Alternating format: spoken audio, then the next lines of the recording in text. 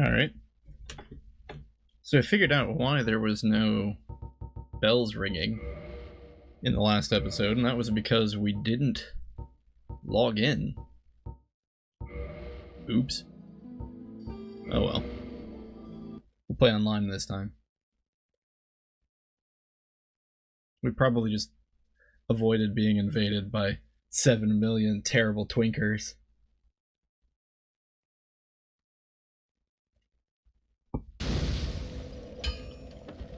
Oh, that's right, we were using the spear. The spear. What do we want to do today? Probably come down here and fight this. Whoa, no, never mind. Let's go upgrade it to Andre first. Where did we get all these souls from? Something. What is it? Like, how many do we need? 4? Maybe? What's a couple Titanite shards among friends? Cool, we're good. Don't get yourself killed. So fighting this guy is a giant pain.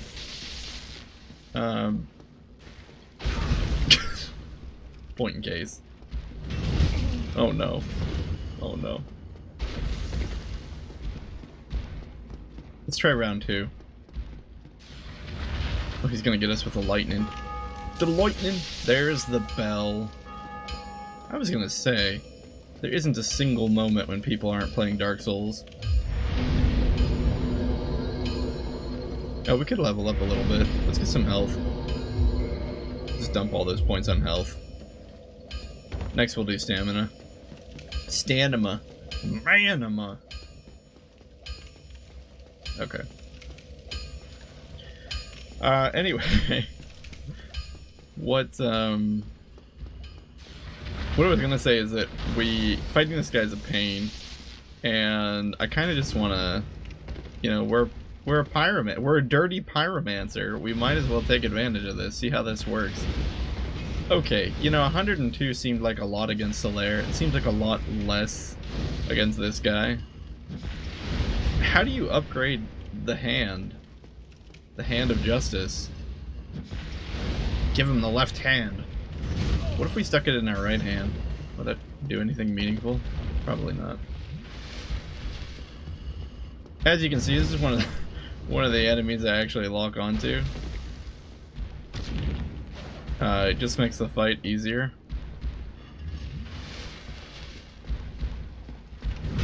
I kind of feel like the bigger the enemy, the more likely I am to lock onto it, because the less likely it is that I'll be able to nimbly like dodge what they're doing. Well, I don't know. I guess it's not all that bad if you don't lock on. You can get around his swings a little easier. I just don't like it. I don't like it because when you lock on you can really see his staff a lot easier. But I almost feel like I'm doing better by not locking on, so I guess let's try fighting him without it. Yeah, see, I don't know. Of course that was probably just bad timing on my part. It's easy to blame the technique, it's not easy to blame yourself.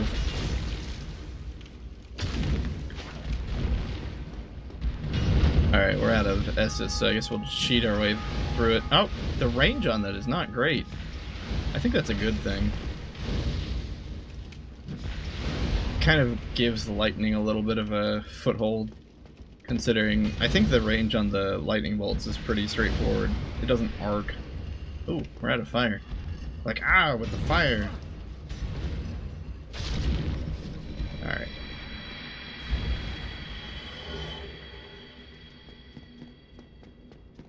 Got him, boys.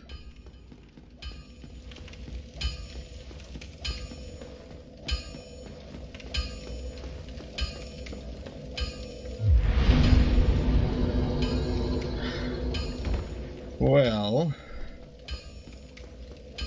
to Darkroot Basin, so we can get the Divine Crystal, so that we can do the Catacombs.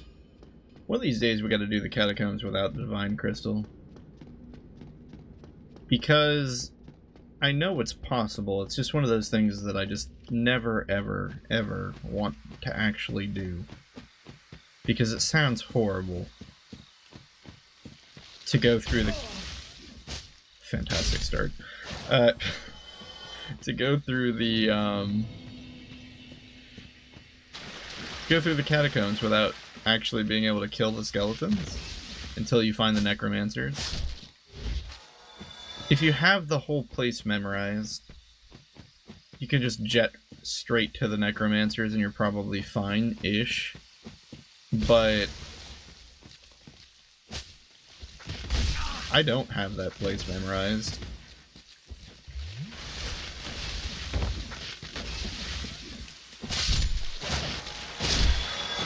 And yeah, it'd probably just be a lot of running around and getting killed.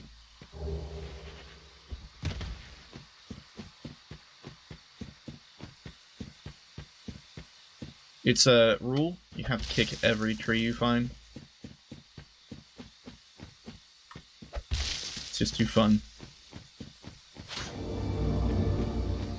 This is another bonfire I feel like you don't want to rest at, because then you can after you kill the Moonlight Butterfly, you can just use the Homeward Bone to go straight back to Andre. It saves like a minute. But I'm not super confident with this spear. I still haven't quite figured it out.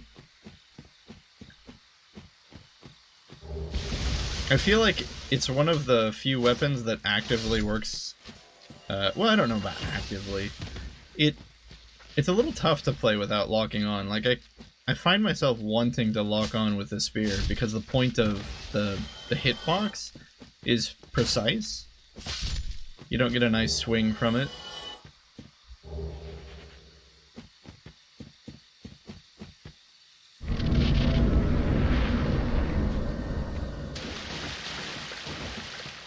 So you have to be that much more exact with your attacks.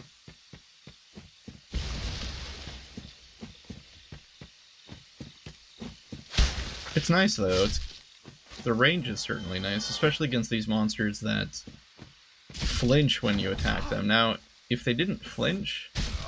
Oh, look, we're the one person in the world who's ever been hit by that snake.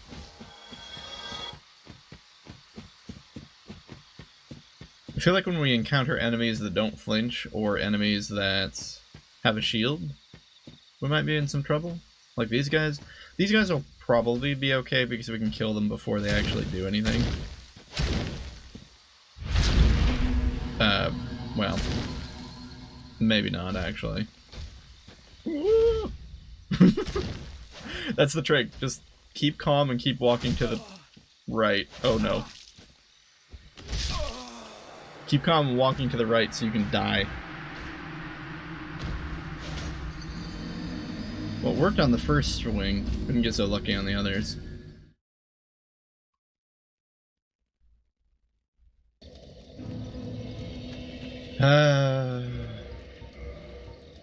Dark Souls. So if we can't DPS those guys down, we might want to leave them alone.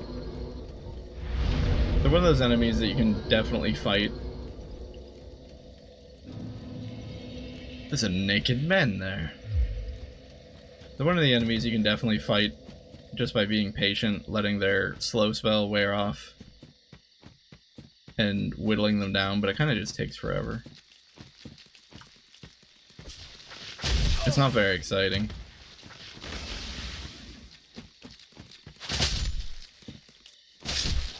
A lot of times I'll just grab the Uchigatana and pump a bunch of damage stats into it, so that when you encounter these guys, you can actually just kill them before they do anything.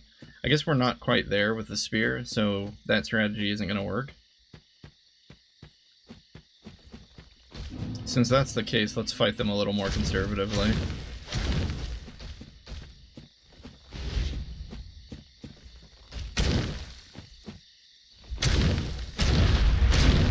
Oh, got a flinch.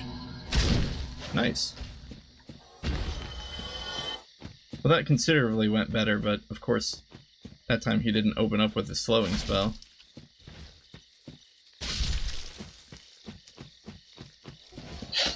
Oh.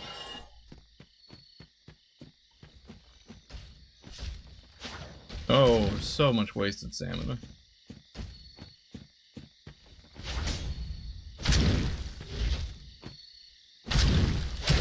Yeah, I don't think we're gonna try our luck with that.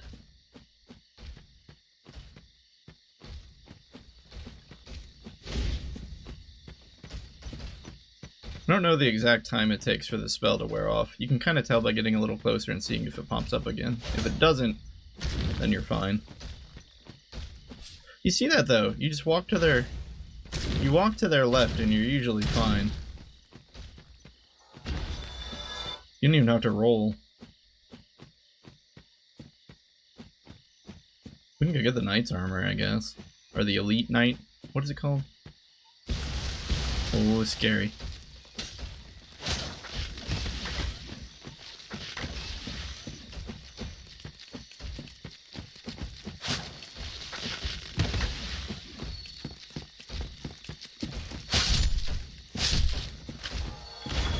Angry Stone Knight. We didn't quite get the advantage of getting a few free hits on this one, so this one will be a little more tricky.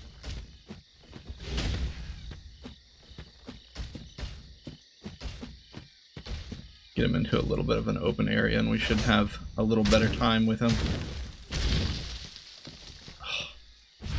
You have to.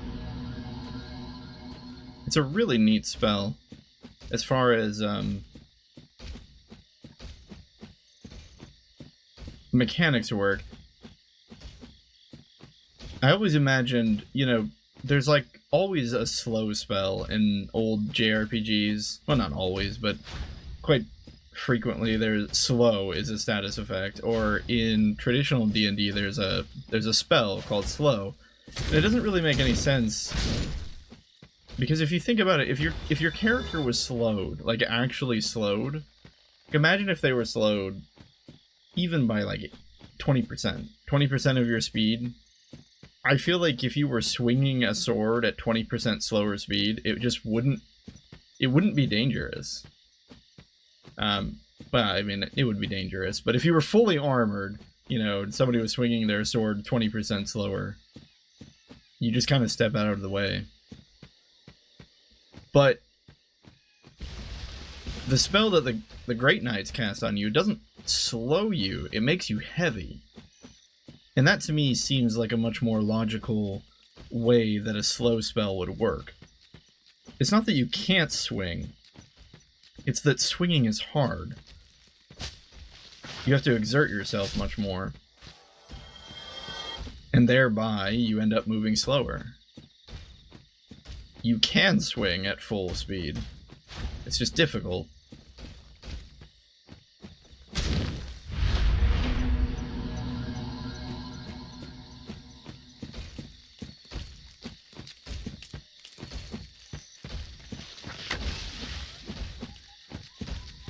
I wonder, is there a way to ever get this stone thing spell? I don't think so. But if there was, it would be, I feel like it would be really good in PvP. The fact that I have never heard of anyone using a increase the weight of your opponent's spell in PvP makes me think it doesn't exist.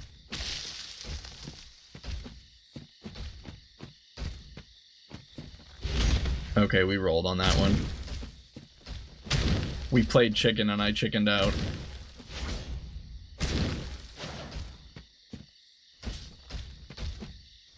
Oh dear. I got scared when he swung? Which is it? Swung the sword away from our position. It was the unpredictability.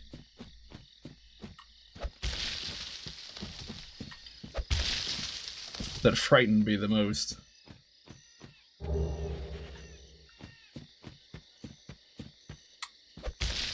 I never really use the Elite Knight stuff, but I don't know. You gotta pick it up. It's treasure. We're contractually obligated to pick up every piece of treasure we can find. It doesn't matter if you don't use it. It doesn't even matter if you don't look at it. It's treasure. We're adventurers. We have to go get it. Oh, still slowed. Okay.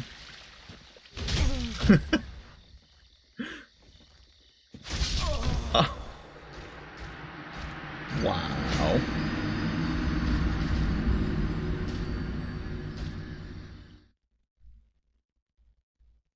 I'll admit, I'm disappointed in myself.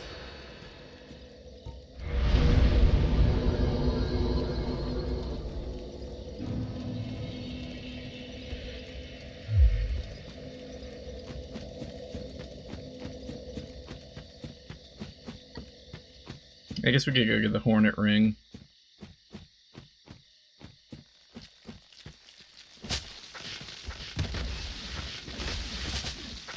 But we're gonna get whipped.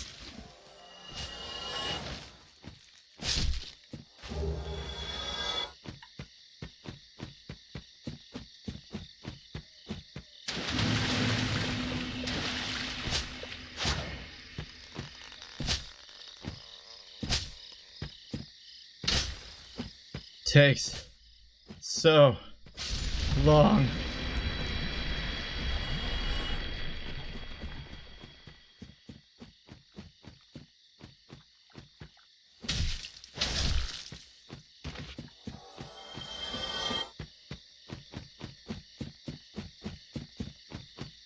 Guess we'll leave this tree alone.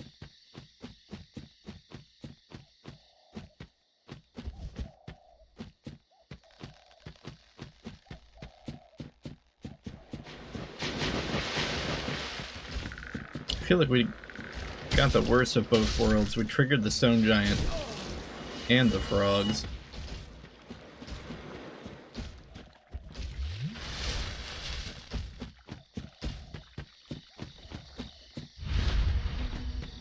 Now, we weren't close to him. Do we still... will we still be affected by his... Yes, okay. Yeah, we can't actually roll. We're too heavy. We're so heavy we can't roll. Can't move quickly. We just have to calmly walk away. Be the bigger man.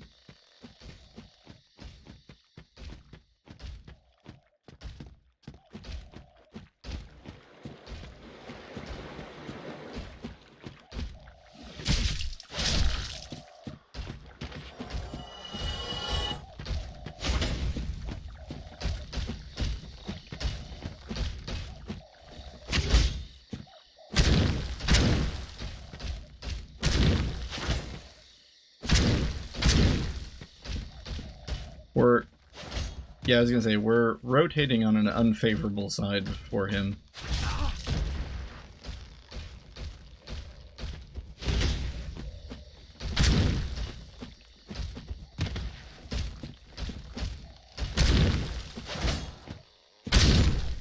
Still the unfavorable side, but whatever, it worked.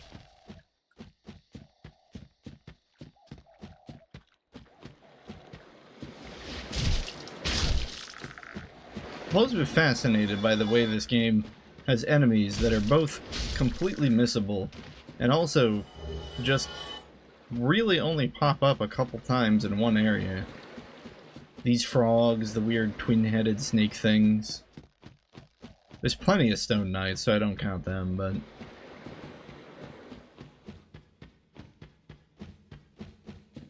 Plus, I guess you kind of run into a stone knight variant in Ulyseel. Not the same one, but... Really gotta stop doing that early. Oh no. Run for it, Marty! Oh, right.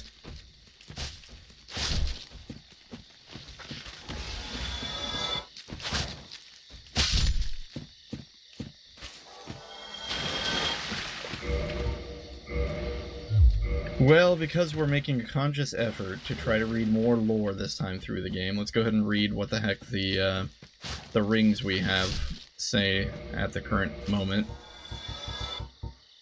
No, we only have the two.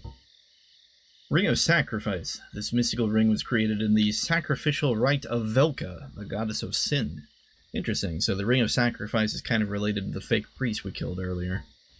One of the Wolf Ring, one of the special rings granted the 4 Knights of Gwyn. The Wolf Ring belongs to Artorius the Abyss Walker. Oh, didn't quite realize that. Artorius had an unbendable will of steel and was unmatched with the greatsword.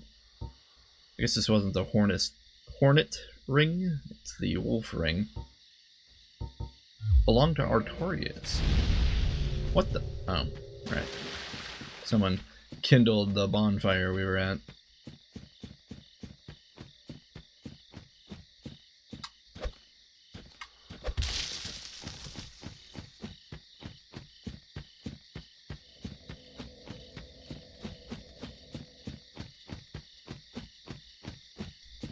I don't know if there's much significance in Artorias' ring specifically increasing poise, but there's definite symbolism in it being the wolf ring, seeing as how he is friends with the worst doggo in all of Dark Souls history. Nah, I know plenty of people love Sif. For one reason or another, I was stuck on Sif for a while the first time I played the game. And I have forever had a troubling opinion of him.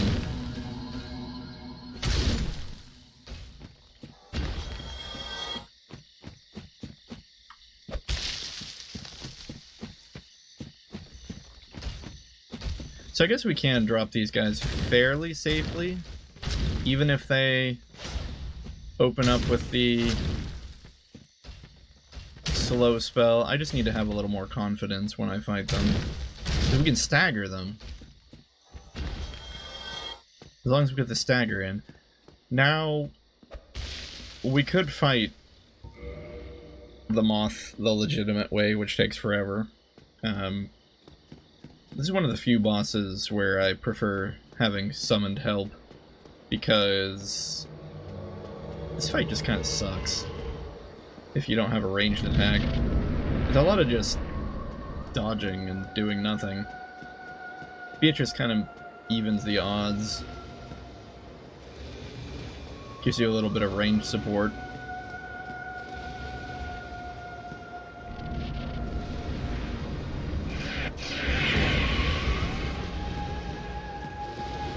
Although I guess we have the pyromancy. Is that... Do we...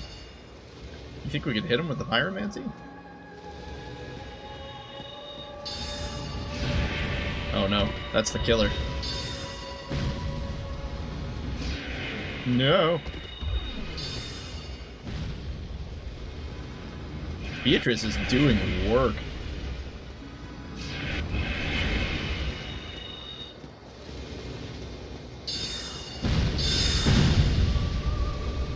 Watch, we're gonna come over here and steal the glory. Ah! Not today, Beatrice. That's our kill. Anyway, that was pretty favorable.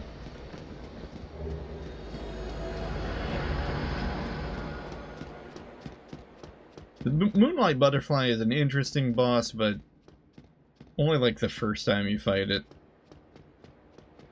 After that, the prospect of sitting there and dodging and dodging and dodging and just waiting for it to land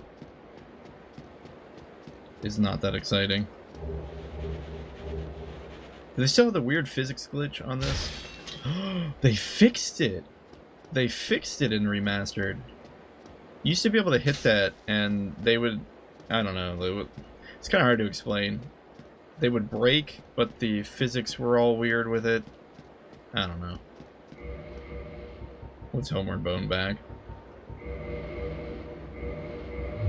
We should probably equip it as a quick slot item.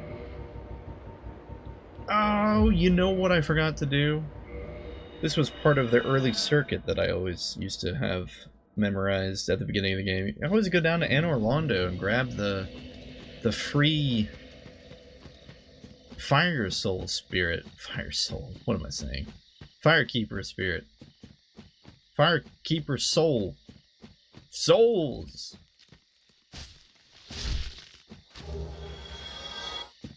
We'll get it eventually. It's like, my wife keeps playing through Strikers. And the party members in that game are so chatty. And so, like, Futaba's constantly like, hit him with a nuclear attack, hit him with a nuclear attack. And every time she does it, I like, internally, I always laugh. I don't know why. Because I just imagine her getting stuck for some reason on, like she's like a record. She's just really stuck on saying nuclear over and over again. She's just like, nuclear, nuclear or something. Like a program that just can't move past a line of code or something.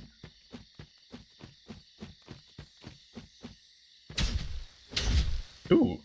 Oh my goodness. That was one of the easiest times I've ever had attacking a crystal lizard. Is the spear the crystal lizard slayer?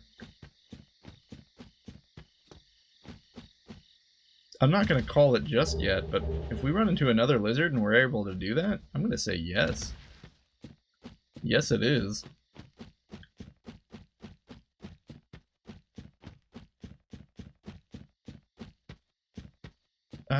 So the grass crest shield is down there, and that's pretty darn good. It's the only shield I'd ever consider using, but the problem is it's guarded by this guy. We can't really fight him unless we get him in a somewhat of an open space. Probably like right here is okay. My fighting style doesn't really work very well in... Oh! Or we just jump. I think I accidentally clicked the stick there.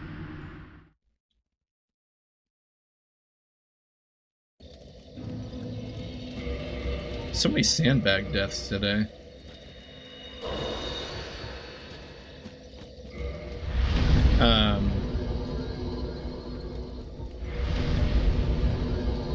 But yeah, in general, I don't feel like my fighting style deals very well with hallways.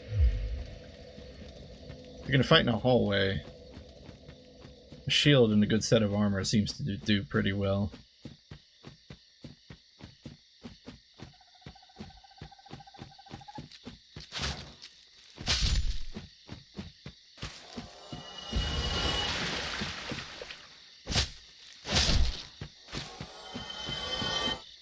How much liquid humanity do we have at our soul pile? We gotta be careful. If we die, we're gonna lose it all. It's not the end of the world, of course, but the innate item find is kind of nice. Not to mention the... Whew, almost did it again. Not to mention, I think it gives you a little bit of defense. Which I know is a crutch, to a degree. The extra defense is nice, you know? You can goof off a little bit more that way.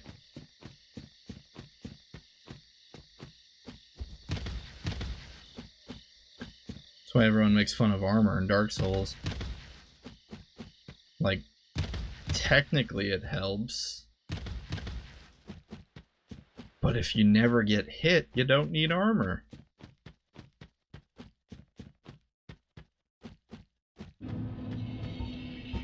Okay, so it looks like we've got 7.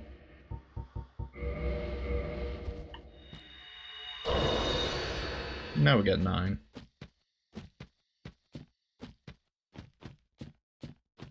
Yeah, imminent weapon. If you crush a rusty coin and dump all your humanity into liquid humanity, you can give a try at getting this guy's halberd pretty early on, which is nice. We don't have any lightning to put on our weapon, but I think we've upgraded the spear enough that it should be okay.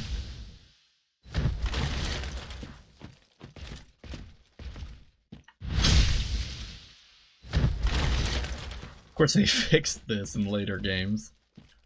It's not going to stop me from taking advantage of it now.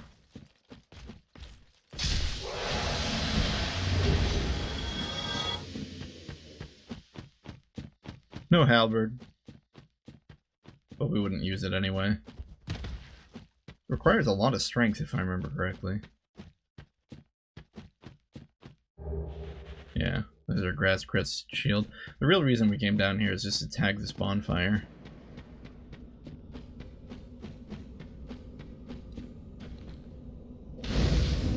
We could try to fight the Hydra, I guess. Well, that seems a little foolish.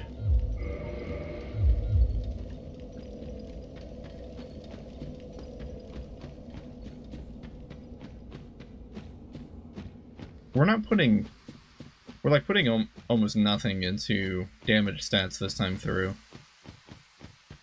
Because I want to see, maybe we can, I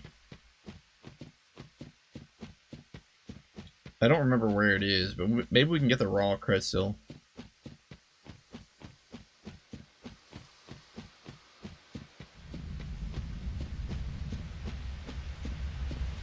Is it wise to fight the Hydra now?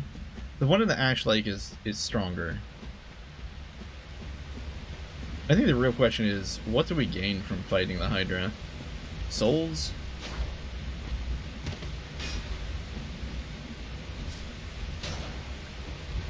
That's kind of funny. That's a pretty big advantage the spear has. Look at that. Oh my goodness. So this is only going to work if you don't lock on, because he thrusts the spear in the direction of the camera. That's kind of neat. Oh dear.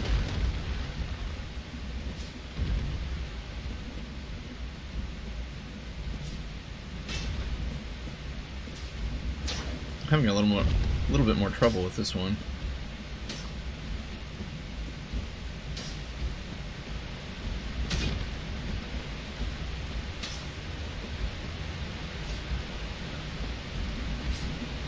Can you do it if you lock on? I'm going to try to lock on, see if it works.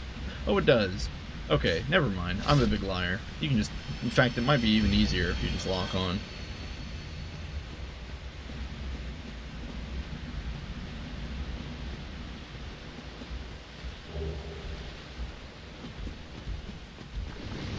I'm more inclined to go fight Havel. Yeah, we don't have a ton of S's for this. Let's just go fight Havel. Clearing the crystal golems out will be nice, just in case we need to flee.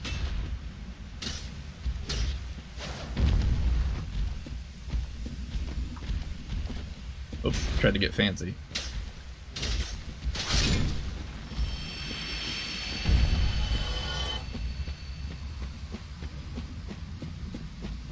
I mean, Havel's Ring is a lot of fun if you want to use big, heavy weapons. Be wary of tough enemy indeed. In spite of the fact that we just put all our points into... He just stands silently. In spite of the fact that we put all our points into Vitality and... Well, not all of them, but quite a bit of them into Vitality. Havel has a tendency to just be able to one-shot you, especially if he two-hands the Dragon's Tooth. He's a really scary guy. I'll admit, the extra range the spear is giving us is very appreciated in this fight.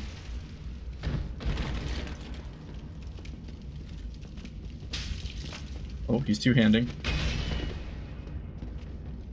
Will you stop two-handing?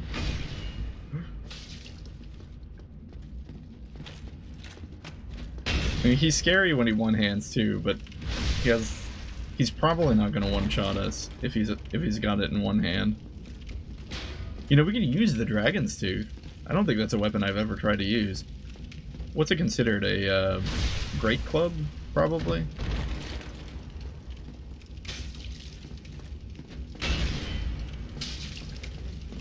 Oh. Oh. He rotated around. Whoa! He's got that backstep attack that he likes to use. He'll dodge backwards, and he delays it so much, but he dodges backwards, and then he does the backstep attack. It's great, I love it. It makes it really kind of difficult to predict how he's moving. Oh, wait, what? We got hit like on the backlash.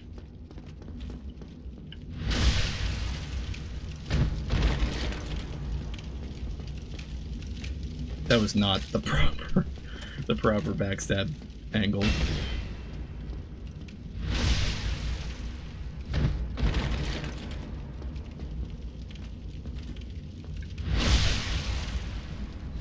I don't know why, I always enjoy fighting Havel.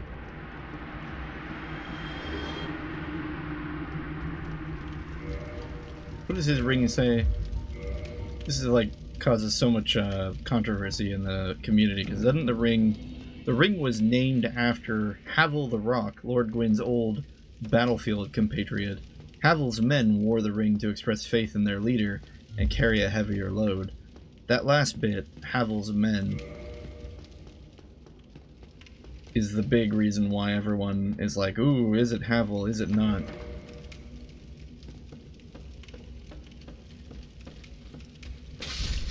I think it's Havel because it's cooler if it's Havel. Where are we going? I don't even know. What do we want to do? I guess technically we should go fight Quelaag. If we want to progress in the game, which I suppose we want to. I don't see why we wouldn't.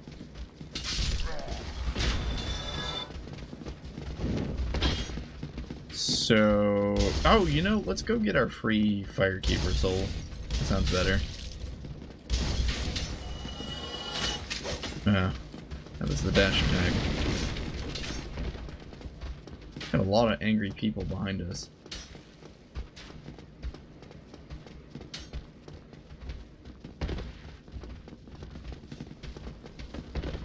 Oh, you're gonna be like that? Wait. You threw the firebomb.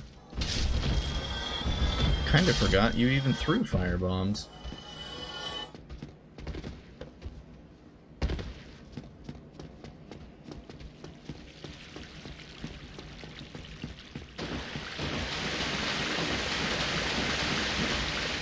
Gotta kill the rat. On the off chance it drops some humanity. Nope, none today. None today in the rat jackpot. I'm really starting to appreciate the spear. The fact that it's got a really long range. Can we do a good drop attack with it? Eh, standard. It's got a really long range. It doesn't get caught on the walls in tight corridors. Like, it's not that it doesn't have downsides, it's just that it's got a lot of upsides. Surprise. I didn't expect you to make it. Oh, somebody rang the bell. Wait, was it you? Yes. Well, don't stop now. Hey, Lautrec, have you killed our Firekeeper yet? No. Let's go get that. Oh, wait, no. Before I regret everything. We need to go rest at the bonfire. Otherwise, when we homeward bone, we'll end up back in Darkroot Basin, and that would be awkward.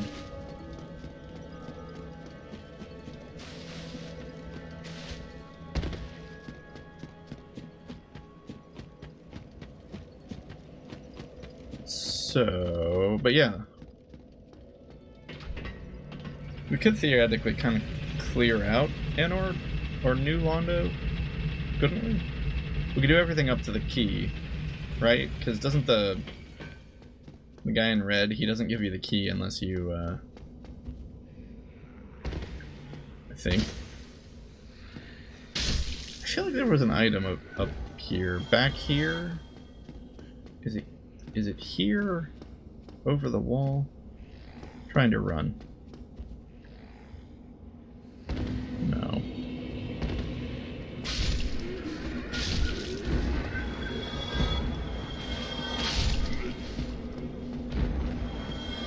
Genocide route for life, baby! I love this guy. Why is he laying like that? He's just chilling. He's looking up at the sun. We're gonna leave him alone. This is unusual. And more importantly, you're free. Well, gosh, I'm ricket. As once an established can. Okay. Once an established something or another. It's safe here. He doesn't want to escape. Though, I must admit. How about this? I'll show you. Vinheim, so he's from Vinheim. There's nothing. We're both cursed. Undead. Oh, so he's also undead. There's nothing. We're both. Come back soon. Smithing helps soothe my nerves. Don't let me wither away out of Is he floating or just sitting cross-legged? I don't think we're really going to use him too much in this playthrough, just because I don't see us using sorceries. What am I doing? Focus, Chezni, focus. Firekeeper spirit.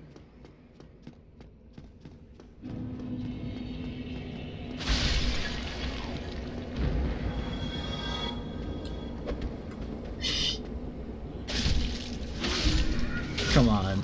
Have you ever just wanted to go over and kick someone in the pants for no reason?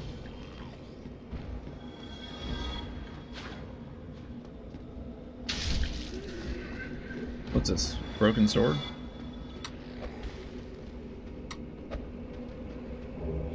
No, not a broken sword. The S-Nog. Try jumping. Yeah, thanks.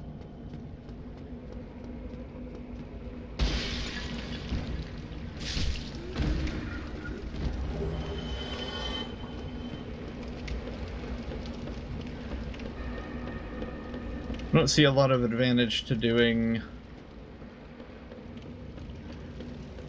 this part of the game. Again, I'm trying to think if you can even... I don't think you can even pull the floodgate, right? Because Mr. Red Hat won't give you the key. Alright, the camera always changes weirdly there. Yeah.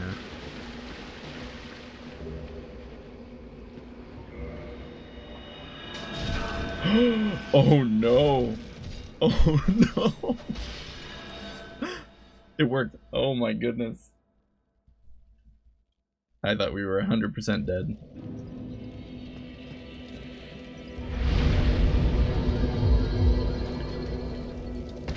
Okay.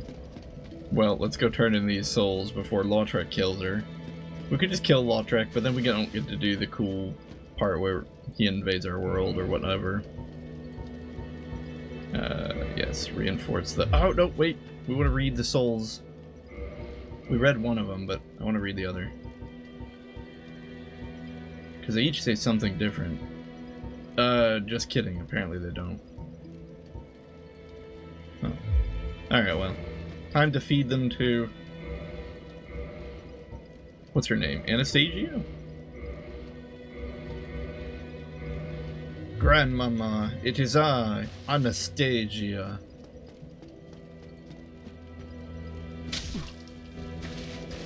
Teehee. Well, let's go back into...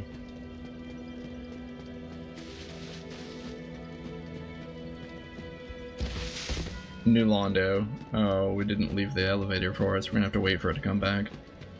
Let's go back to New Londo. Let's go straight to Quelaag.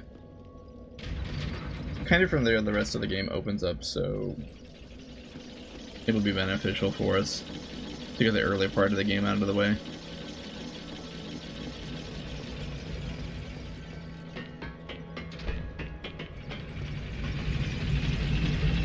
Could go back to the asylum and get the ring, but we probably should have, to be honest. If we wanted to do the Great Root Basin. We'll go back and do the Great Root Basin later.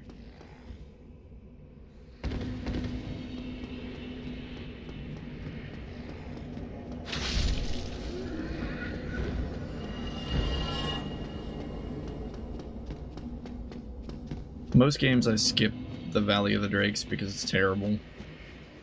And I hate it. And there's like nothing good here.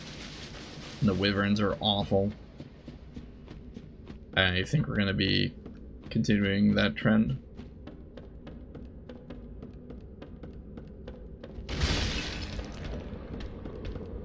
Another good reason to play Thief is they start out with the Master Key. You don't even have to select it as a gift.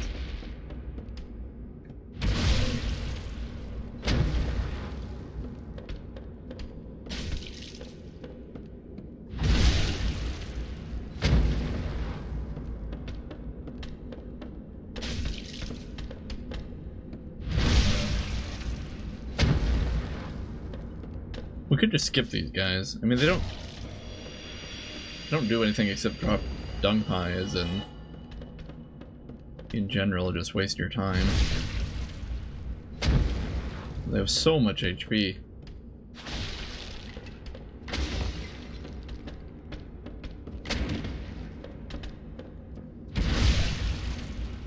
The real challenge run would be to play without doing any backstabs.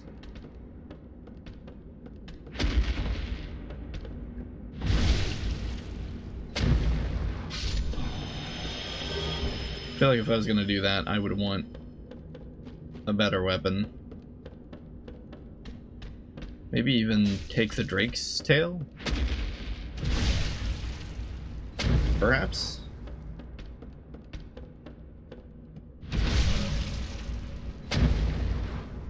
People give the Drake's tail a bad rap, but I like it. It's a good sword. It doesn't scale well, but in the early parts of the game it's really good. Frankly, I think is all you need it for. Getting over that early game hump.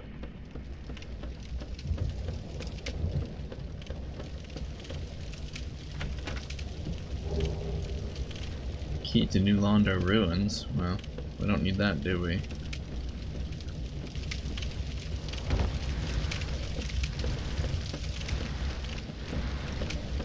Oh, Blighttown.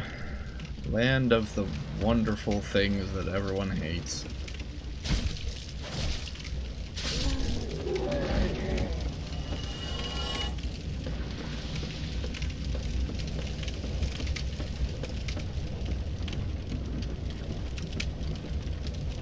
I keep forgetting how to drop down ladders in this game. It's different in this game only. And so what you end up doing is when you swap from one game to the other, you end up killing yourself by accidentally dropping down the ladder. Oh, I hate these things. Can we drop down? Looks like it. Oh no! It's you! Oh no! Totally forgot about these guys. How did I forget about the dart blowers? We don't have a shield, so we can't afford to get hit. Good gravy. And we missed the one over there. I think there's one over there, isn't there? Hey, hey, hey, hey, don't you do... Oh, okay, great. I think we're gonna have to lock onto this bee. Mosquito. Blood. Tick.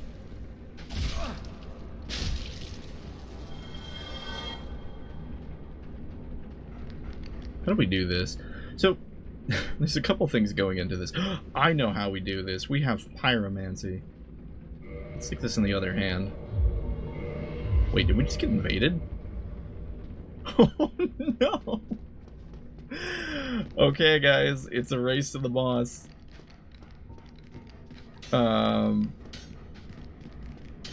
Let's drink some Estus and go. I'm a big weenie and I never actually fight people, so let's just race all the way to Quelaag. We'll see if we can get there before we run into our friend. The game is afoot. He's probably just like waiting somewhere to murder us. This is fun, right? We can't use the bonfire because he's here, so we won't be able to save. We'll just have to keep our eyes peeled. And, yeah, I mean, he could be anywhere. Oh, red? No, just a bug. Alright, alright. Let's make a mad dash to Quelaag. Where is she? She's this way, right. We're gonna get poisoned. That's to be expected. Actually, let's, before we get too far, let's drop some moss on us. And the poison is gonna give us away, I believe, because we're gonna create numbers. Yep, there they are. Okay, so when you get poisoned, you can see the numbers popping up, and that helps PvP players locate you in Quelaag's domain. So the trick is we want to just run. I think we're good now. I don't think we're gonna actually get caught.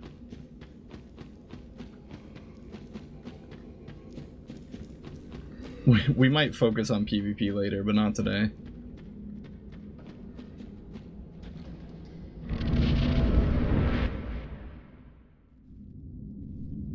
We've seen the Spider Queen 1,000 times. Oh, you can't skip it.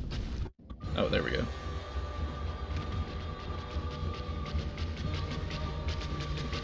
Alright, so we just have to carefully fight Quelaag because we don't have any save points.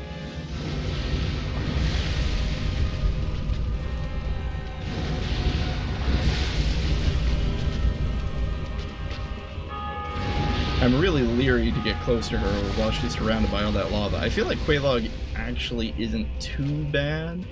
It's the lava that makes it difficult, keeping track of it throughout the whole fight. Unfortunately, we're getting really unlucky, and she's doing a lot of the attacks that spawn lava. Okay, this is a good position to be in. We're away from the lava. We just need to keep an eye on her torso. Since if she goes to hug the spider, we need to get, like, very far away.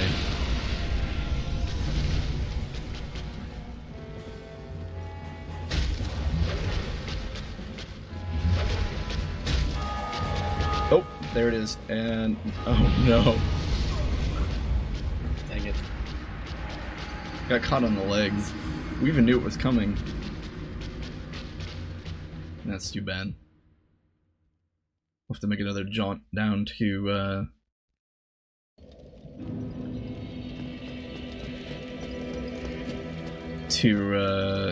the swamp.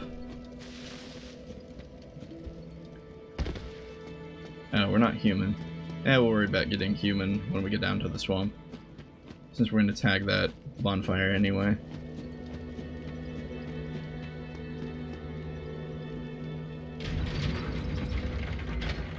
Defeated by Quelaag. A little disappointing.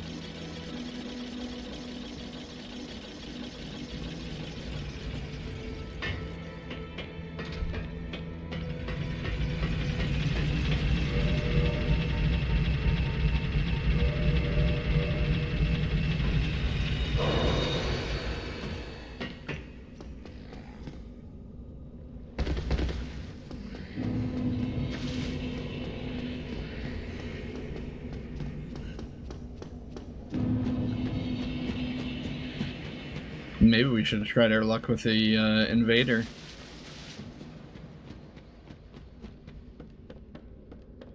I will admit, though, it's a lot more fun to invade than it is to be invaded in most cases. A lot of the times, because as an invader, you have more control over how the fight plays out, because for starters, you choose where you invade.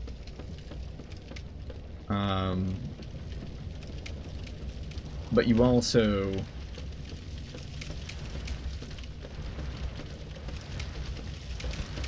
Sorry, I'm just trying to think. We should probably go grab that Firekeeper soul now that we're not being accosted. You to choose where you invade, and... Yeah, it's like all fun and games when someone with superpowered gear comes after you. And,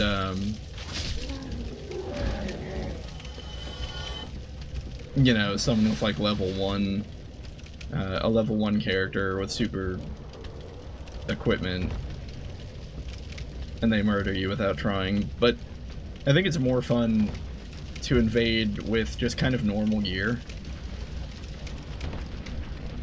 and have more or less just kind of a regular fight with someone.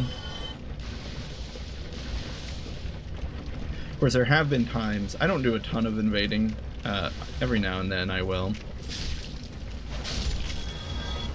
But there are times when you go to invade someone's game and they know what they're doing, and they happen to have a superpowered build, and they kind of pancake you, and it always feels a little funny when that happens as well. It's almost like karmic justice. Like, oh, you thought you were gonna invade my game, did you? Well, let me show you how it's done. We're gonna need to equip some white moss.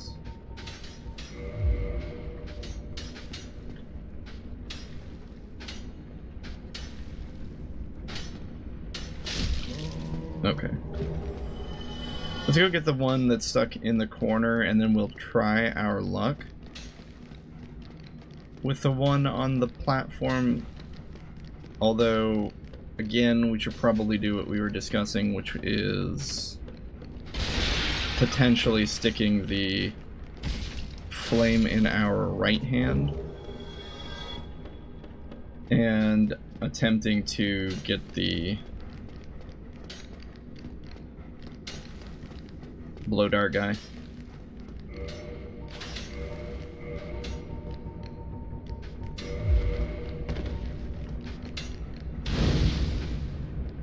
Oh. Quite a lot of wind up on that, isn't there?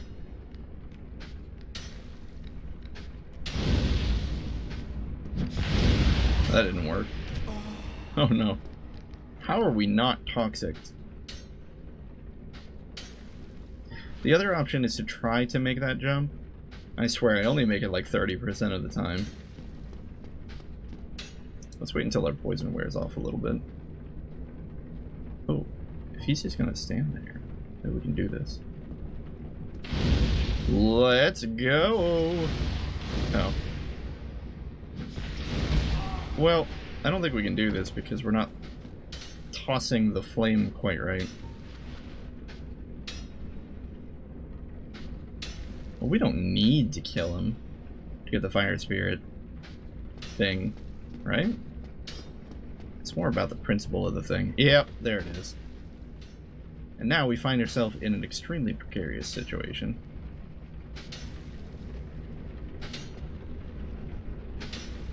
Where somehow we have to get out of this alive. What is the best route? Not that way. Let's try to aggro that one. Maybe we can just run up and really quickly kill that one. Yep, okay. No one behind us. We're good. Now let's secure our escape route by going after the one near the ladder. Oh, not good. I will lock onto these ones because they are very short. I feel like I've died more than I care to admit against these things.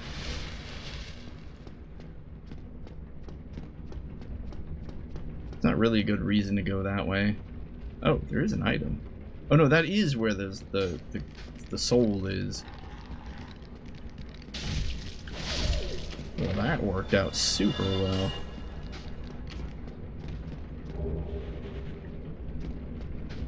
Did that guy fall off yet? Or is he still up there? Oh, he did fall down. We could just get him. Maybe. Kind of. I think we need to trick one of the dogs to come after us. Yeah, there we go. Oh no. Oh no. Why are these tiny fire dogs so scary? I don't understand.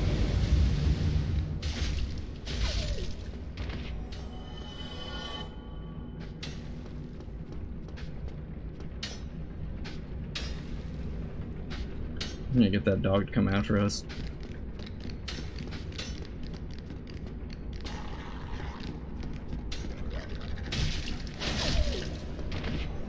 Okay. We're safe. Kind of, relatively speaking. Can you backstab these guys? You can! Oh, they're just people. I thought they were like little woodmen, but there's like a person in there.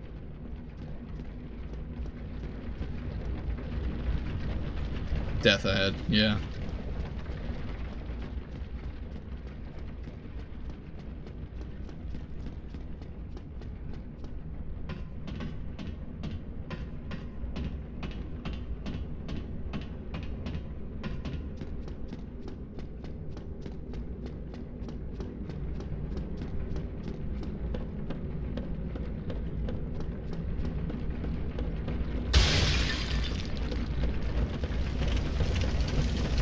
Okay, so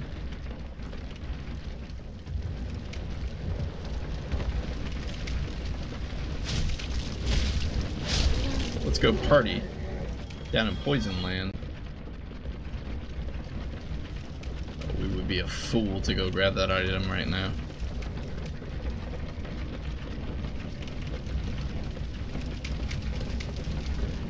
We need to go get all that humanity that's on our corpse.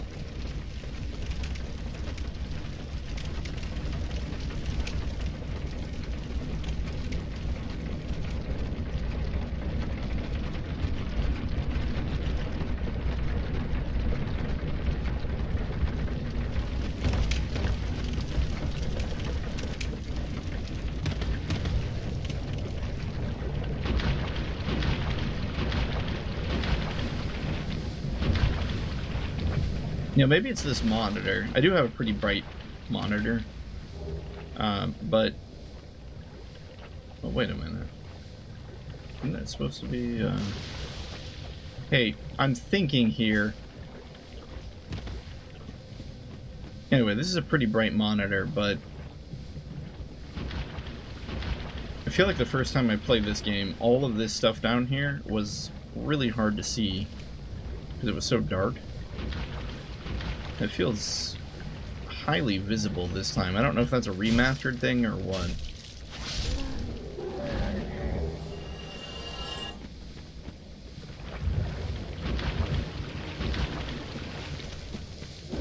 Here's our bonfire.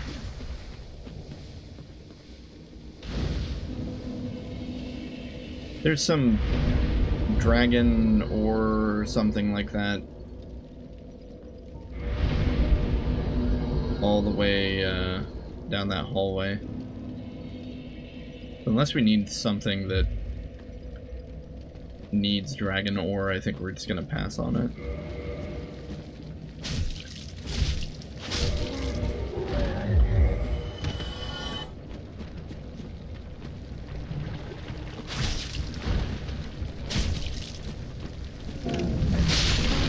So these fire creatures, right? They're like the chaos bugs created from the seed of chaos. Since the witches of Izalith kind of messed up. That's their only significance though, right? They kind of have wings reminiscent of the blood mosquitoes. And then there's these big guys, which presumably are just some kind of giant race that doesn't have much of a problem living down here amongst the poison.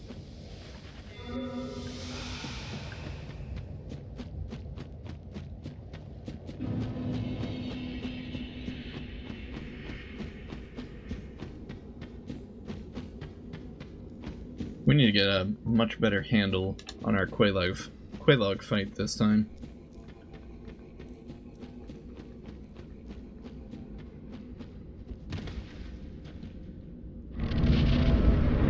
We could optionally go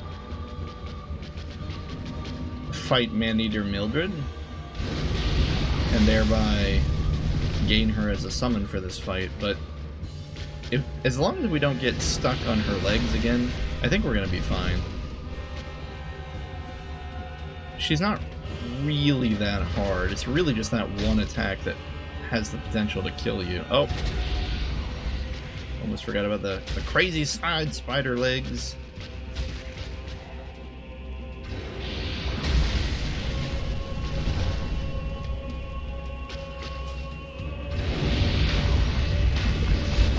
Okay, we gotta remember there's quite a bit of lava behind us now.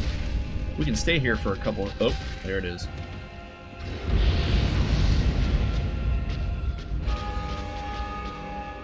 Like, even though I know we can't survive it at our current HP, I'm so afraid of that attack. I want to heal up to full on the off chance that full health somehow lets us live through it. I know it won't, though. Oh, oh.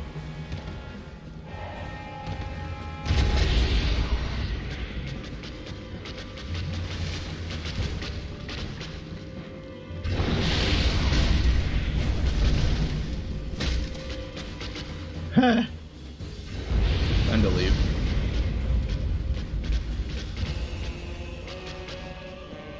Apparently, if you hit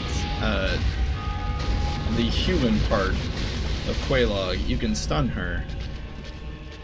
And speedrunners do this trick with binoculars, or something like that, or like a bow, where they'll aim their camera. Oh, we never seem to be able to run away from that by rotating. I guess we're gonna have to just either run away or roll.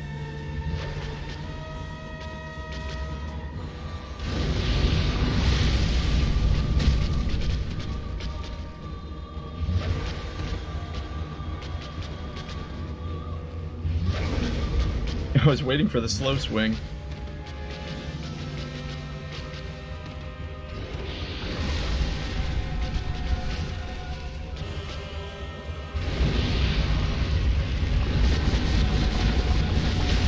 Maybe we'll have better luck on the right side of her. Anyway, they'll use this trick where they aim their camera right at her and then swap to magic. And use some of the high-level, like, spirit spells to stun lock her.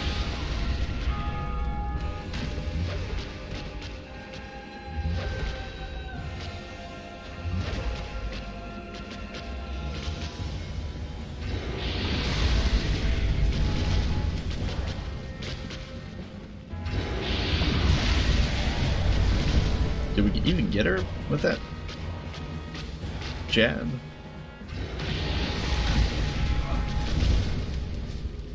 No.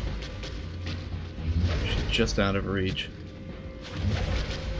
I don't like this. If she hugs the spider, yeah, for a second there, we were in a not safe location.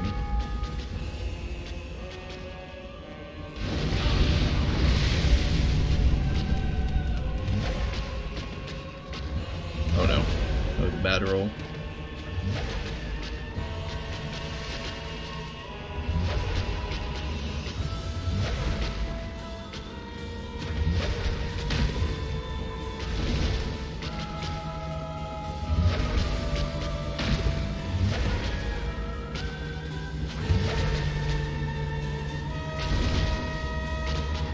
Oh, she...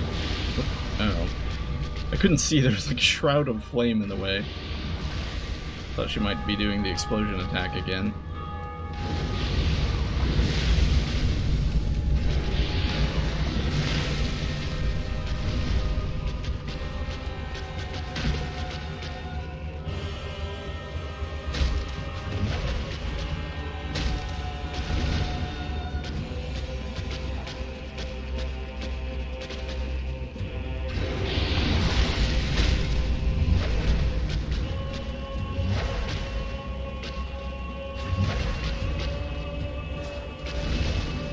We are doing damage to her. I see the number pop up. I just don't hear the sound effect.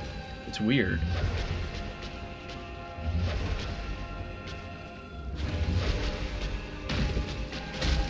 There it is.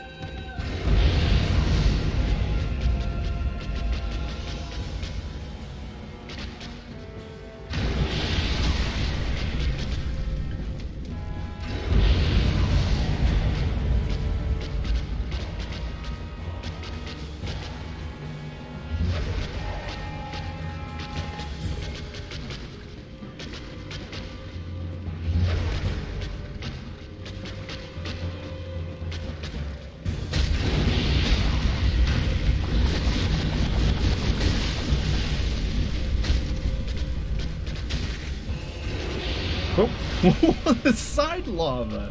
What was that? I'm gonna get away from all this lava.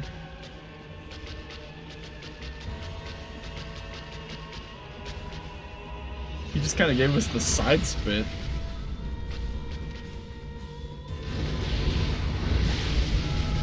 She got a nice spread of lava now.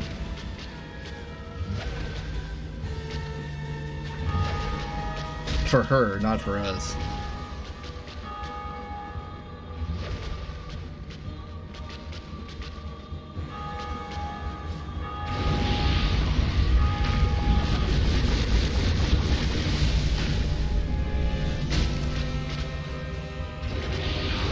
Oh, the side lava again. Oh. Well. We'll give her another try. I think we had that. Just, didn't quite go our way in the end.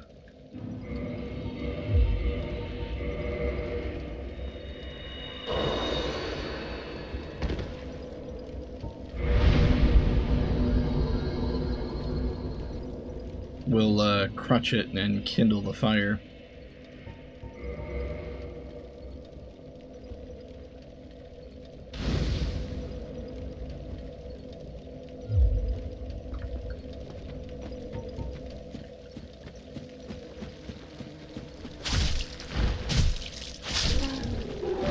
I gotta say, I felt like it was kind of a fun fight there. But we just got hit too many times in a row. The side lava, or the side spit, I don't know what you want to call it. The side spit is what gets us.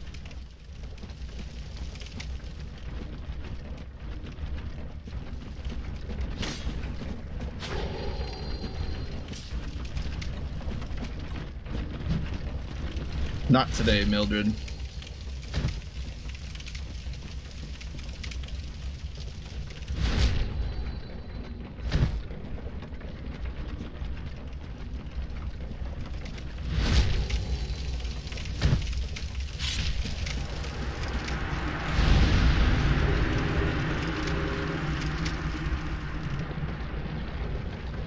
Using Mildred's weapon might be fun.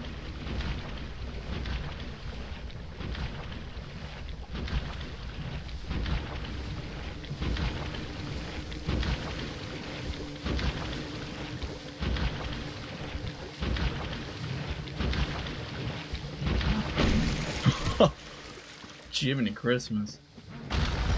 That guy was angry. He's still angry.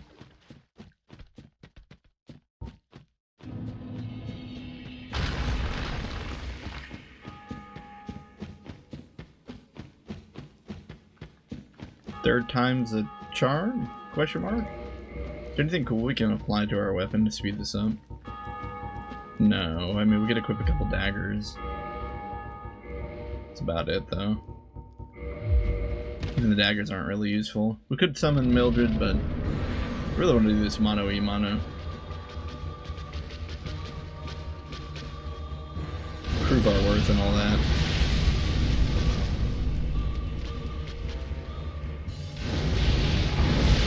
Or just get lit on fire.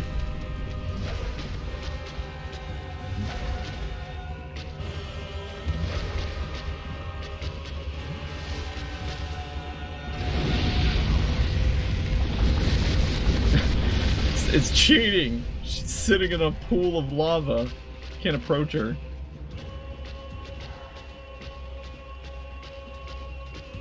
They do give you a very large amount of space to fight her in though, so it never feels unfair when she starts throwing down the lava patches.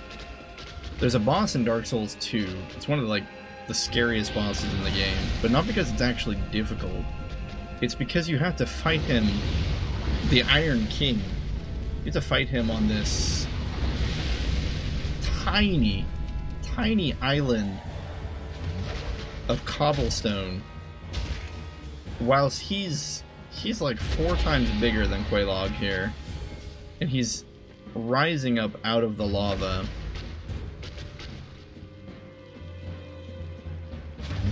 With these massive hands of his. And more often than not, you just die because you fall into the lava. Half the time you die, not even because he pushes you into the lava, but because as you're trying to roll and dodge and whatnot, you just run into it.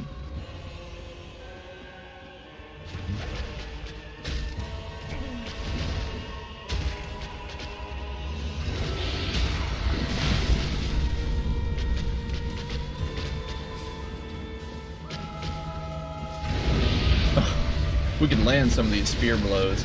That's kind of one of the disadvantages of the spear. is if this was a sword, the wide swings would just hit the legs and this wouldn't be an issue.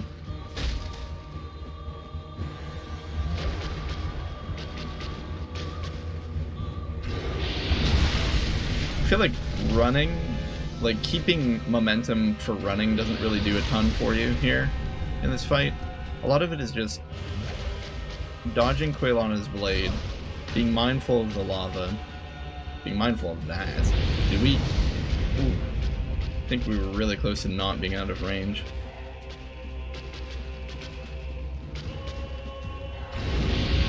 And there's taking advantage of this. This attack gives you a lot of time to attack. Or what am I trying to say? When the spider breathes out all that lava there, you have a lot of time to get some hits in, assuming that you manage to get out of its way early.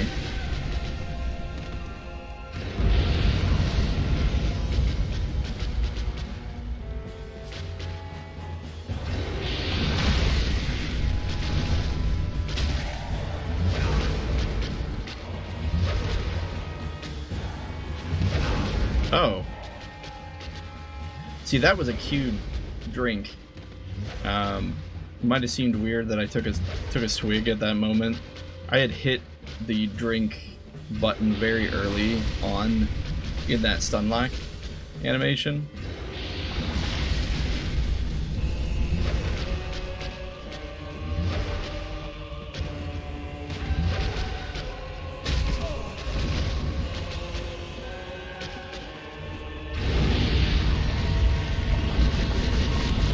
Oh, our daggers. Right. 12 damage. Okay, let's reconsider using the daggers.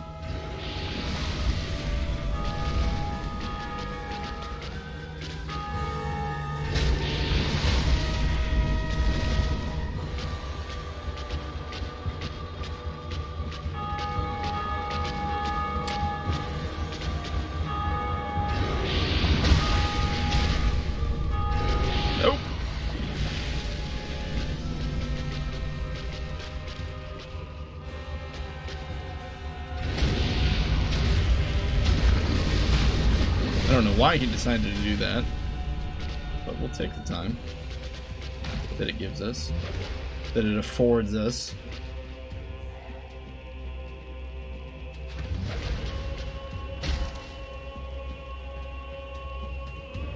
Oh, front?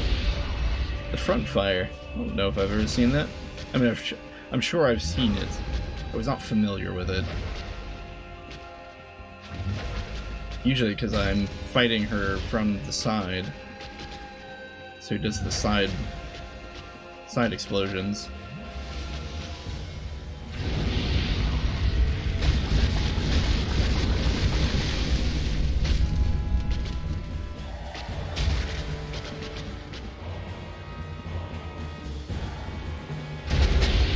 There's a boss in Dark Souls 2 that people compare to Quelaag.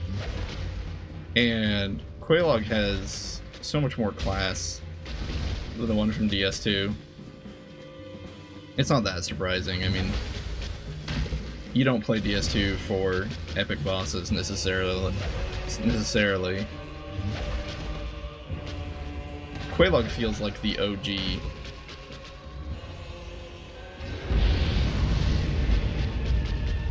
I mean, I know attaching the topless torso of a woman to a creature is not a new fantasy concept, but Quelaag manages to pull it off with quite a bit of style. The spider is designed very interestingly, the way it moves is very fun, with the screen shakes constantly while you're fighting her. Even things like the animations, if you notice, she'll give subtle commands to the spider for it to do things. Like when she pats it on the head, you know it's only going to spit out one fireball.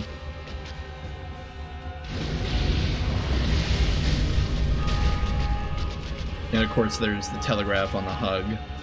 I don't know what else to call it.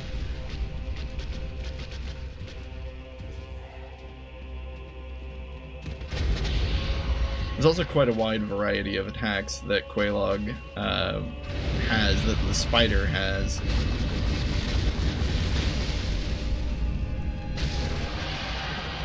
I think she ends up being one of the more memorable bosses from the game in general. But, managed to get her. Didn't even need to kindle.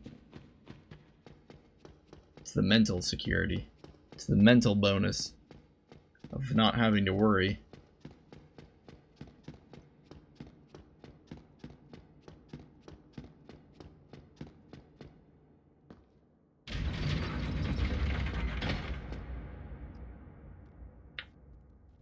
I don't think there's anything important if we watch this. I guess we'll watch it anyway. Just shows the giants opening the doors to Sen's funhouse, right? I think.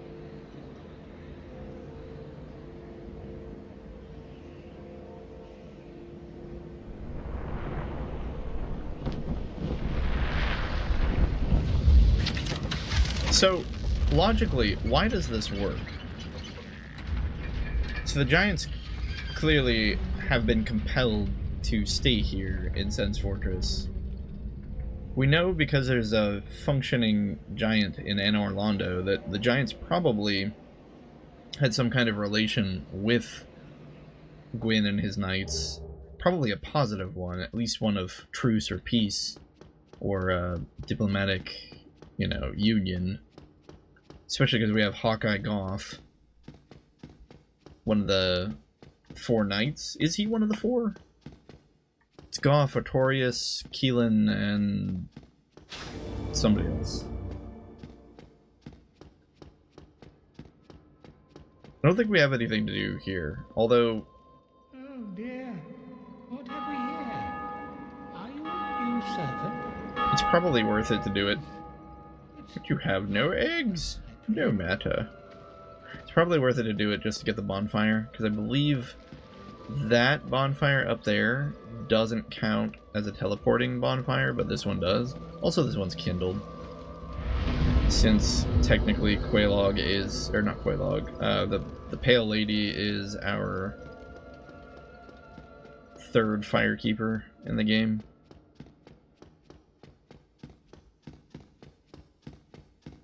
The first being Anastasia, and the second being the Dark Moon Lady.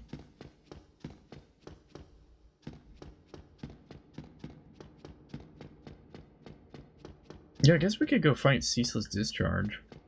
Is there a reason for us not to? No. We just need to make sure we do it right.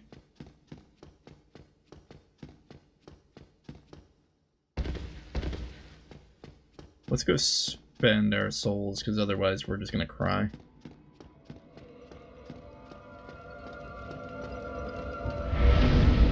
What do we want? We've done what I said we were gonna do, which is put points into vitality and endurance. We just put more points into vitality and endurance. The problem is that fight with Quelaag took, like, forever. Hang on, I'm gonna look up... I'll just use my phone, I guess. Go look up really quickly how to get the, raw stone? I think that's what it's called.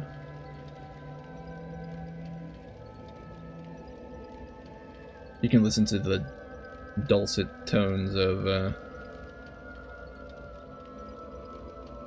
Oh, apparently the raw stone is only in Dark Souls 2?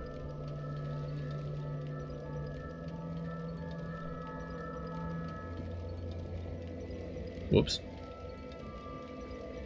Maybe I should try fusion stones? What are they called? Dark Souls. That's not what they're called.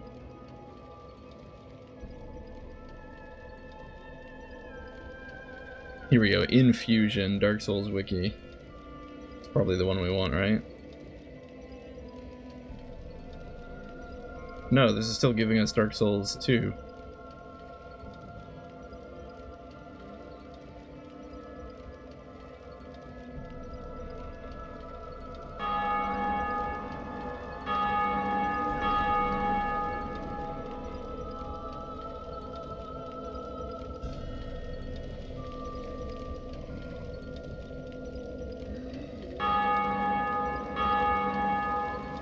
Oh, here we go. Okay.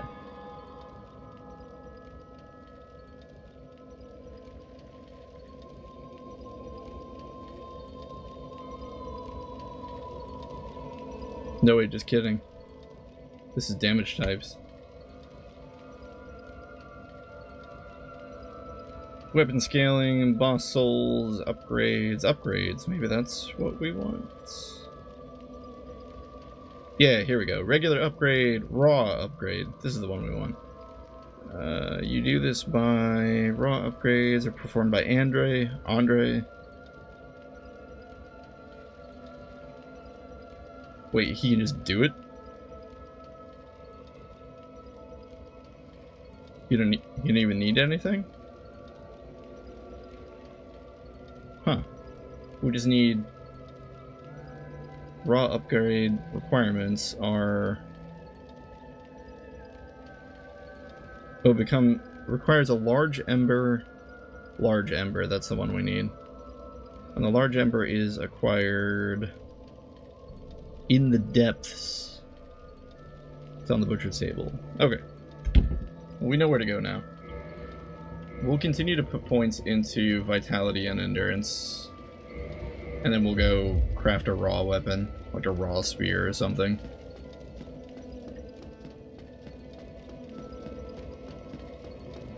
I've never used a raw weapon, but it might be fun to try.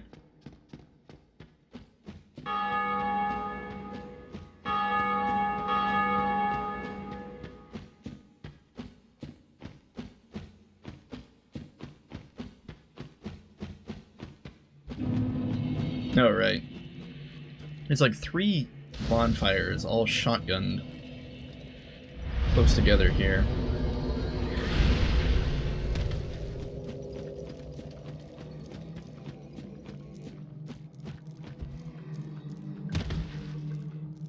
So if we do this right, we should be able to kill the ceaseless discharge. Not by doing that. Is that like the 3rd time that's happened this game? I'm not even sure how I rolled. Clearly I must have input the command to roll, but I guess there's no pressure in dying now. Wait, where's our corpse?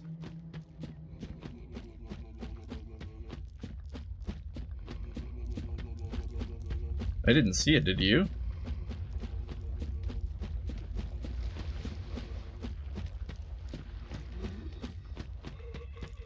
Oh, there it is.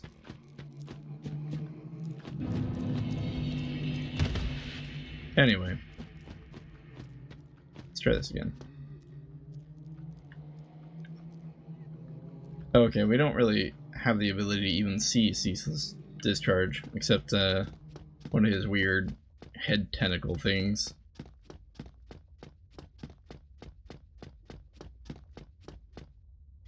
Hey, Oni-chan. Pretty good. Hopefully things are going well for you.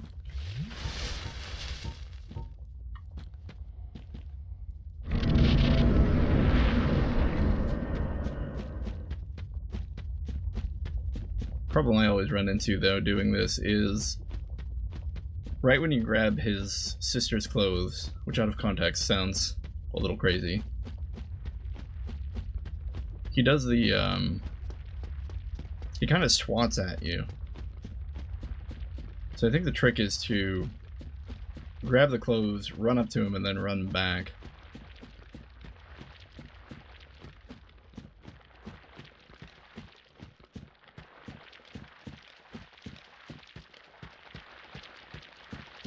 It is kind of sad that you pretty much have to kill him, because for all intents and purposes, he's fairly passive.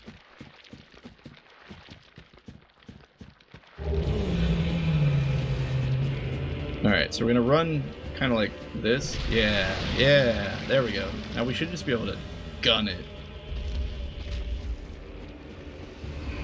Hopefully. Okay.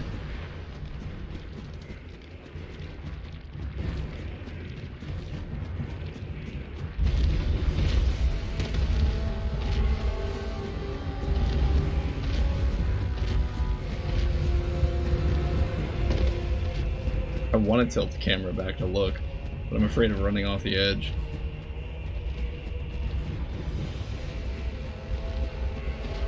He's just angry that you disgraced his sister. Can you really blame him that much?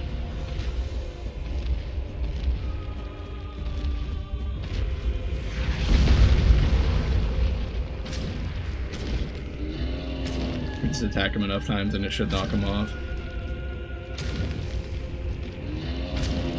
Oh, thanks for the offer, Oni-chan. I just do this for fun.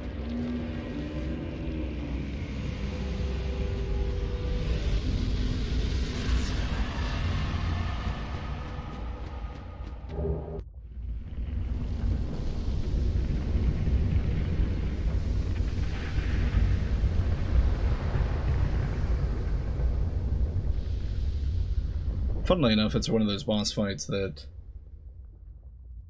if you don't manage to do it right the first time, you can't trigger that instance of him chasing after you and grabbing onto the edge. You have to fight him legitimately at that point, which ends up being quite a pain.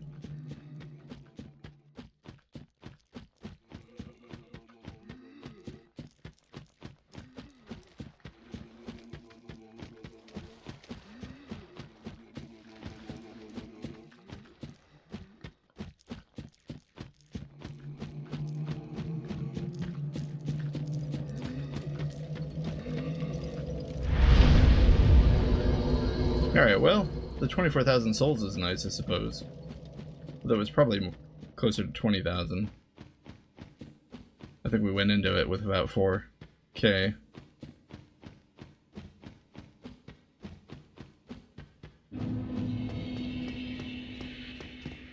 And now we're left with the fun of doing Sen's Funhouse.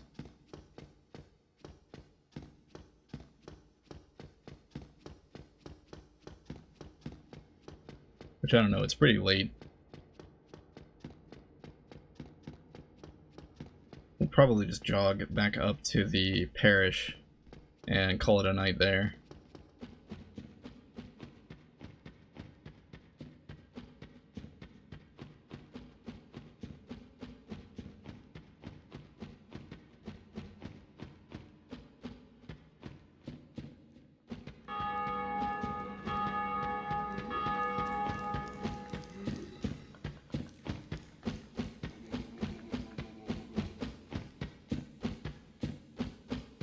If you're feeling particularly bold, this is another one of those instances where you can save yourself a lot of time by resting at the Firelink fire.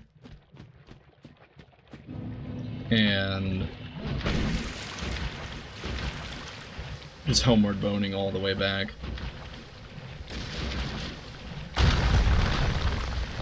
Why are you so scary, Giant?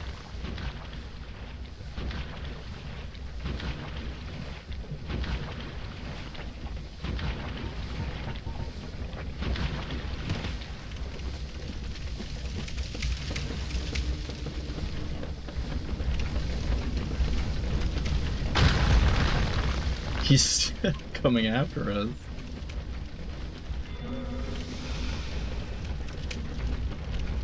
Oh no.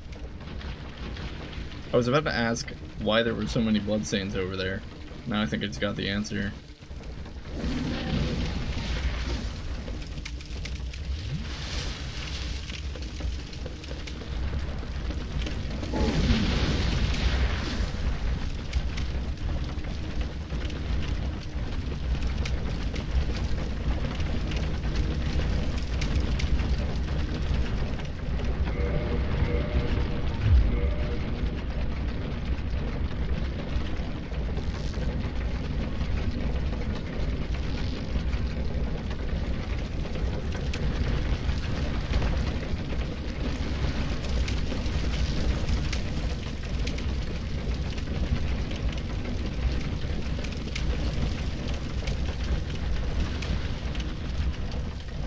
So there's a Blight Hound at practically every Souls game, right?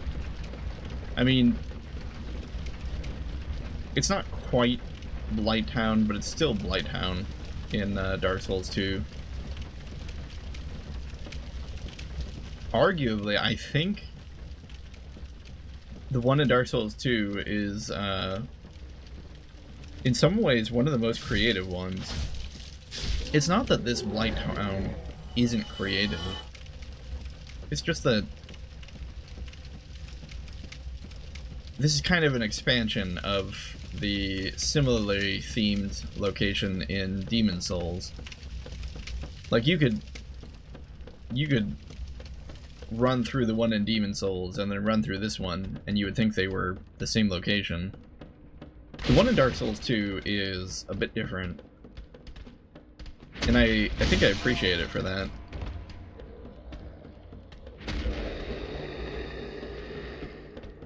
Being that it's themed more around statues, but it still has the poison aspect. It also feels longer in DS2. I don't know.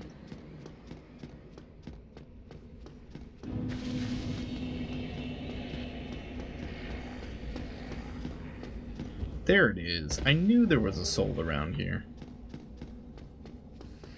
I was just too dumb to roll off the stairs.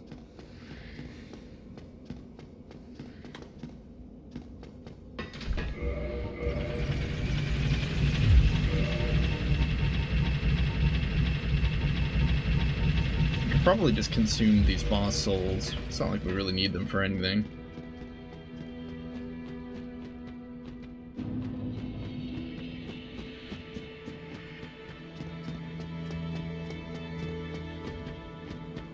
Lautrec.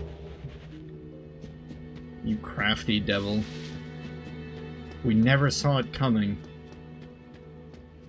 Oh shoot, that's right. We can't even rest here. It's fine, the elevator should work. Oh, the lady isn't here because we killed Petrus. It's kind of interesting. Is her whole quest line gone? All because we aced Petrus at the beginning of the game?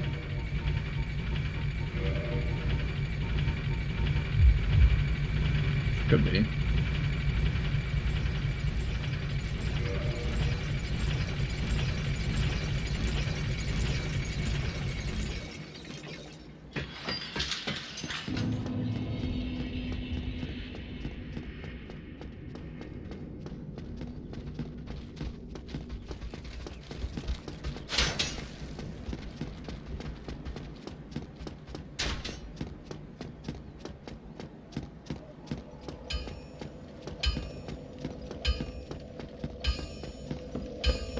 So again, though, I guess we kind of skipped the depths entirely. We have enough time to... what time is it? How long have we been recording here? You think we could do the depths really quickly? Okay, we rested at that bonfire, which means theoretically we could run down to the depths, get the large ember, and homeward bone back, but we'd have to do it without dying. I say we give it a shot. If we lose, we lose. What do we lose except 25,000 souls and 11 liquid humanity? Not a big deal, right? Right. Hey, you. Ugh. Dirty shield user.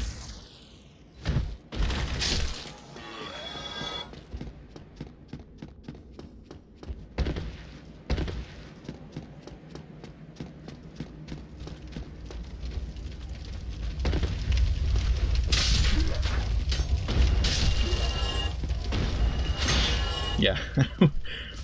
When am I gonna learn my lesson? The spear was not invented for combat against shields.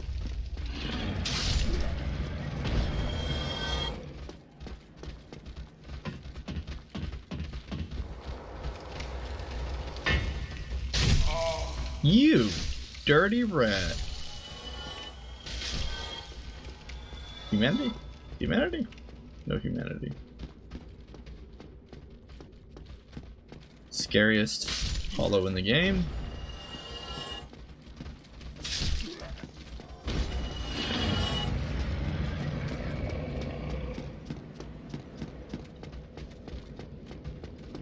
Whoa. Wait, what? Oh, right. Gotta go up. Up, Chezni. I think we can... Oh dear. I was gonna ask if you thought we could, I don't know, tempt fate. Maybe open that up, but nope. Like, what? I would like to leave, sir. That is all I ask. Oh. Okay. Chuck some Sunny D. Oh, we're still gonna get nuked. I just want to leave. Why are you so rude?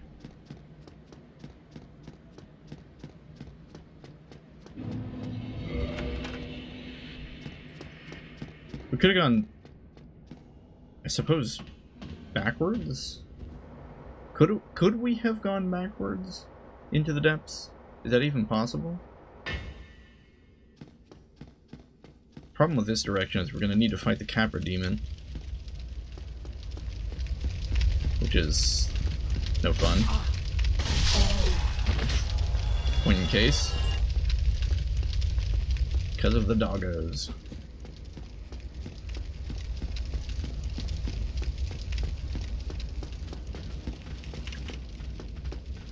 These guys with the torches are hilarious. They range from being completely impotent to... Yeah, with that attack there, that attack will easily drop you.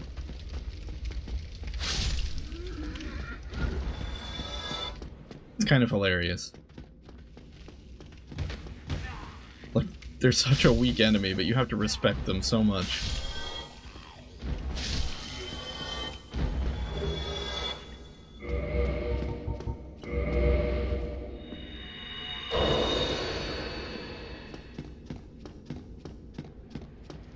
I guess we'll let the pyromancer out of his home. Is he the one here? Or wait, is this... Oh, this is the wizard. I thought this was the pyromancer. Oh well. I don't really care what he has to say right now. We'll worry about his lore later. The deepest of lores. Oh wait, no. There we go.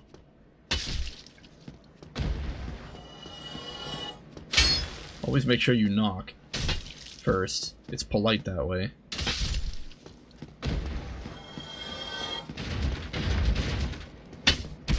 Oh, what?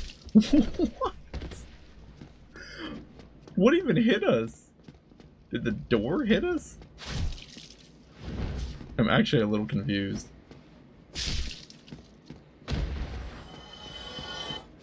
We must have been hit by him, but I didn't see him do an attack animation or anything.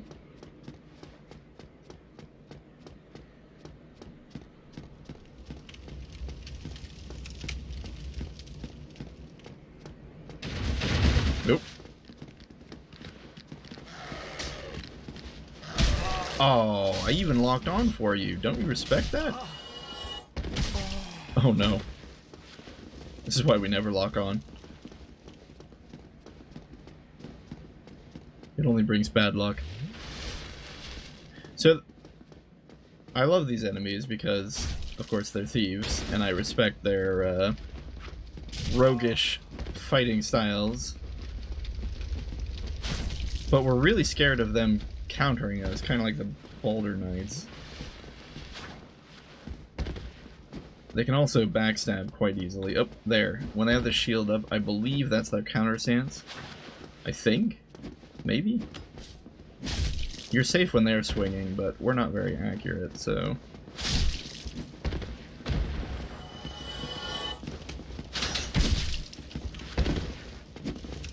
And again, I don't like fighting in these narrow hallways. Oh. Yeah, I think that's their counter stance.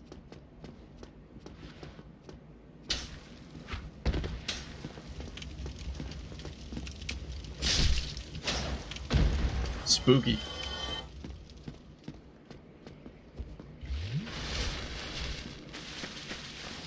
Okay, can we do this on just... We need all the help we can get. Can we do this on just 6 S's? I don't know. I'm gonna say no, because the Capra Demon is terrible. Oh gosh. Way to fail. Oh my goodness. Somehow we're still alive. Okay, dog 1 down.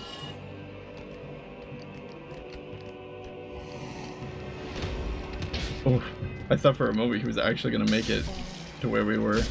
Oh, I thought we got him. No! Get him! Alright, we got the dog. We just now need to avoid the Capra Demon. Okay. It's a fair fight now. Finally. Uh-oh. We got a freebie there.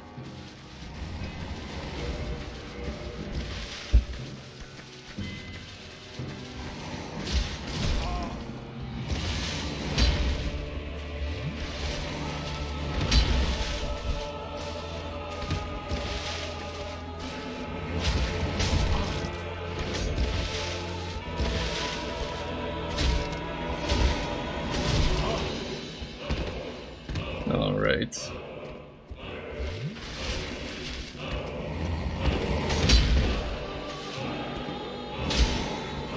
Still think we should be able to beat him.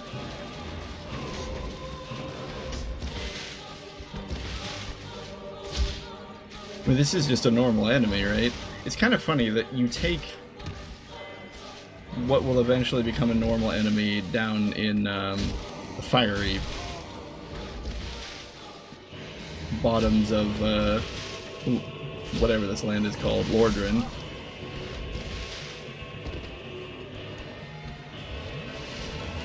And at that point he's just okay to be a regular enemy, but... Oh, did we both fall?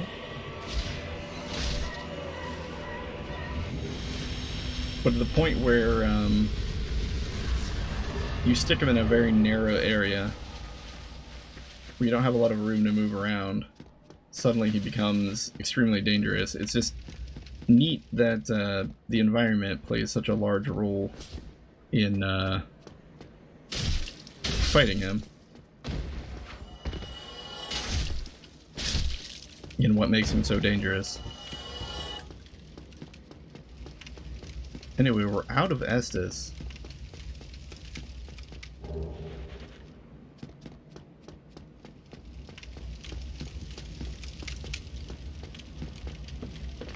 I think that's where we're gonna call it for the day. When we log back in, we'll pick up where we are here in an attempt to still make it down to the butcher and get the ore, and then just Homer Bone our way out. We'll make sure to open this door first, just to make sure that we have the shortcut available to us.